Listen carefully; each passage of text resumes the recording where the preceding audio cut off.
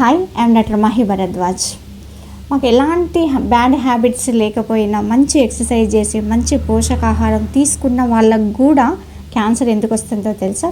Health ఇన్సూరెన్స్లు ఉన్నాయని చెప్పేసి, ప్యాకేజీలు ఉన్నాయని చెప్పేసి ఇబ్బడి ముబ్బడిగా అదుపు లేకుండా ఎంఆర్ఐలు, సిటీ స్కాన్లు, ఎక్స్రేలు తీయించడం వల్లనే ఇవాళ క్యాన్సర్ వస్తుంది.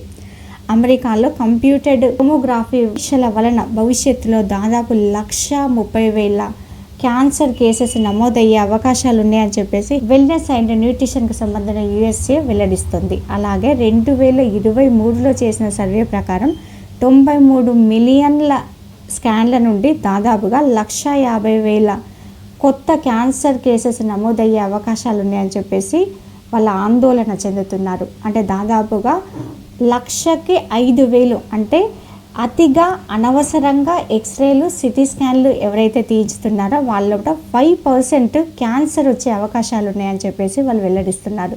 కాబట్టి అత్యవసరమైతేనే సిటీ స్కాన్లు, ఎంఆర్ఐలు, ఎక్స్రేలు చేయించండి.